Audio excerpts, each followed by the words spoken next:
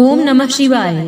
प्रिय भक्तों, आज की कथा में आप जानेंगे कि धरती पर एक ऐसा कौन सा लोक है जहाँ पर कलयुग की अभी तक एंट्री नहीं हुई है। भक्तों, यहाँ के बिना अधूरी है चार धाम यात्रा। भक्तों, कलयुग के प्रभाव से बचने के लिए 88,000 ऋषि मुनियों ने एक स्थान पर रहकर तप किया था। यह स्थान उन्हें स्वयं ब्रह्मा जी ने उपलब्ध कराया था। मान्यता है कि इस स्थान पर सभी तीर्थों का वास रहता है, इसलिए इस स्थान की यात्रा के बिना आपके तीर्थ अधूरे रहते हैं।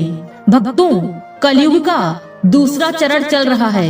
हर जगह कलयुग का प्रभाव देखने को मिलता है, लेकिन धरती पर खासकर भारत में एक ऐसी जगह है जहां अभी तक कलयुग का प्रभाव नहीं पहुंचा है।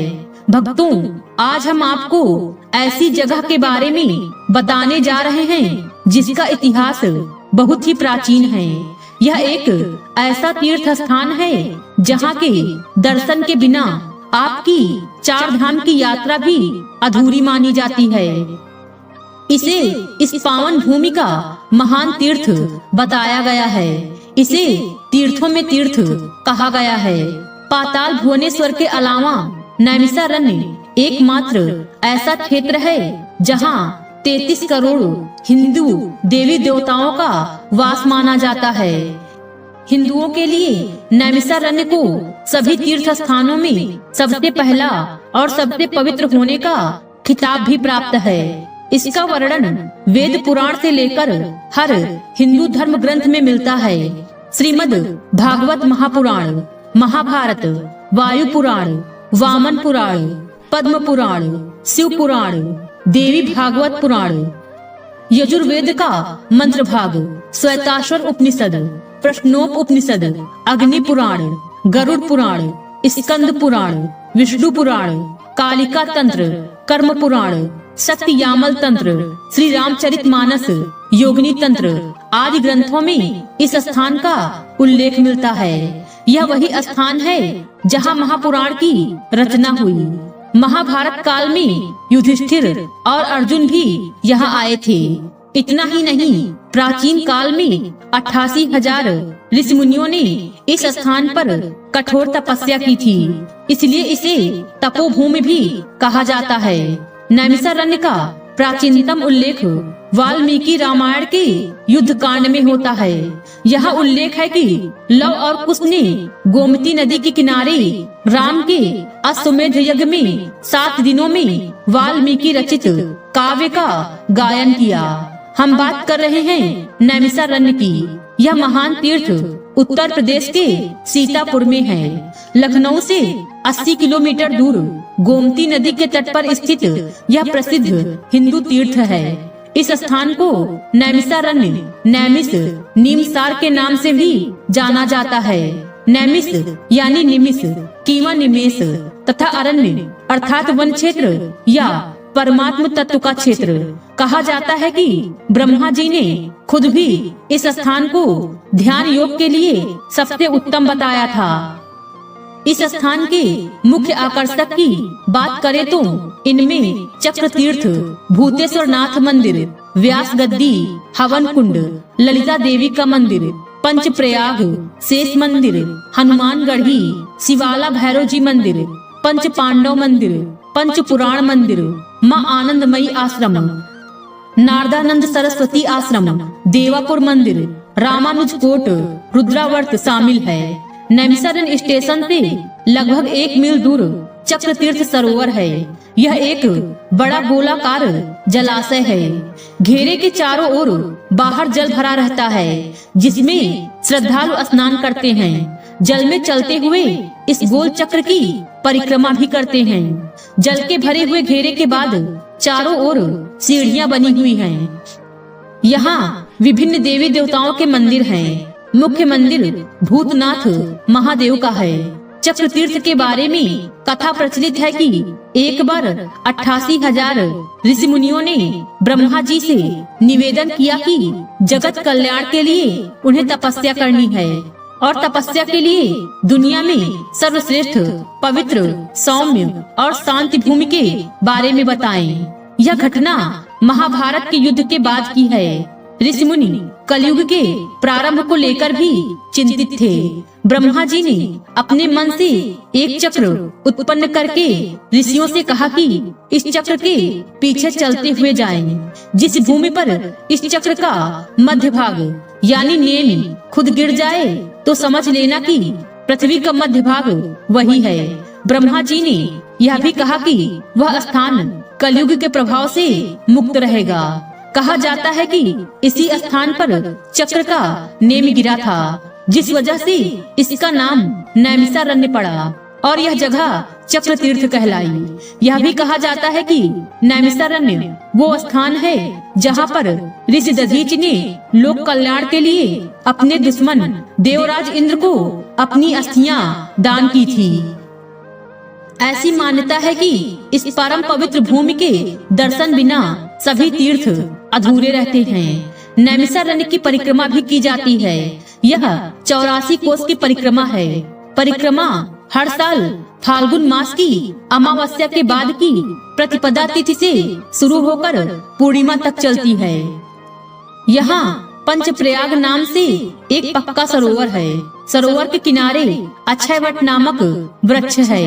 नैमिषारण्य में व्यास सुखदेव का मंदिर है।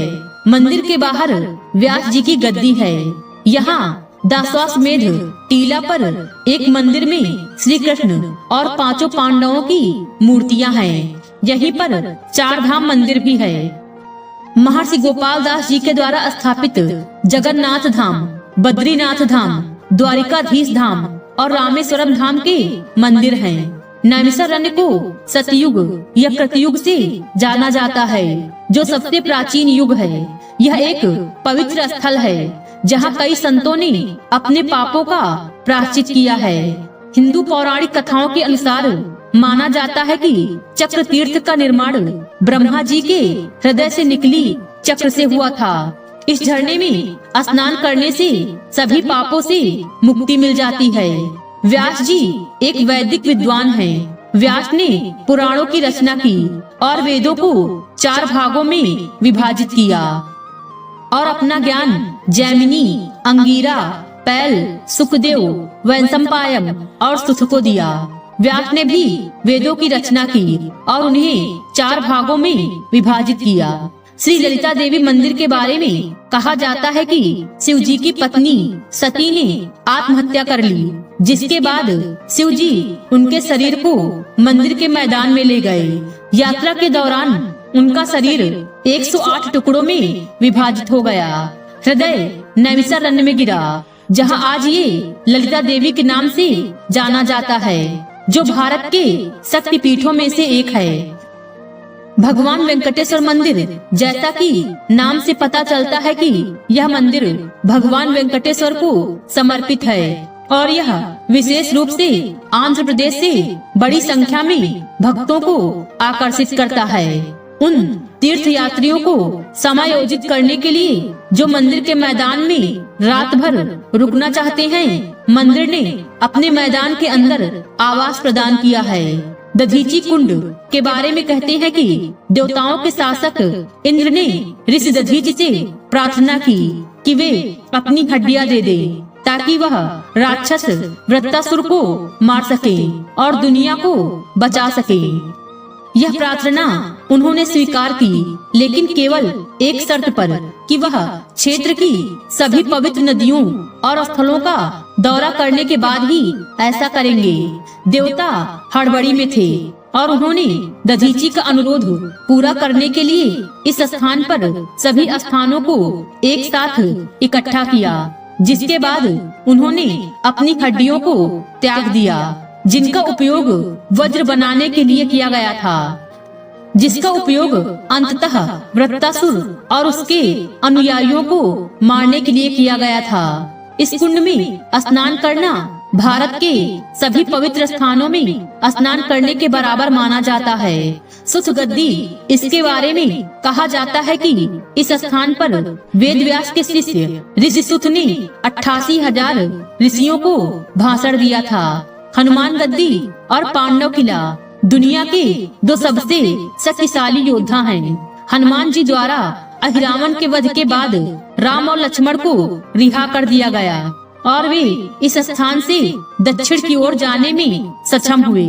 पांडव किला वह स्थान है जहां पांडव ने अपने कर्म के तहत तपस्या की थी। भगवान राम, लक्ष्मण और सीता की मूर्तियों वाले एक पुराने मंदिर द्वारा चिन्हित स्थान 10वें अश्वमेध यज्ञ का स्थल था, जो इस दिन भगवान राम द्वारा आयोजित किया गया था। स्वयंभू मनु और शत्रुपा यह वह स्थान है जहां स्वयंभू मनु और शत्रुपा ने भगवान नारायण के जन्म का आशीर्वाद पाने के लिए 23,000 वर्षों तक तपस्या की थी। भक्तों, आपको यह जानकारी कैसी लगी कमेंट करके जरूर बताएं। आज की वीडियो में बस इतना ही। भगवान श्री राम की कृपा आप सब पर सदैव बनी रहे। उम्मीद है वीडियो पसंद आई होगी। इस वीडियो में बोलते समय कोई त्रुटि हुई हो तो क्षमा करें। वीडियो पसंद आई हो तो वीडियो को लाइक और शेयर करें और चैनल को सब्सक्राइब कर दें और कमेंट बॉक्स में जय श्री राम लिखना बिल्कुल न भूलें। मिलते हैं अगले वीडियो में। खुश रहिए और खुशियाँ बांटते रहिए। जय श्री राम।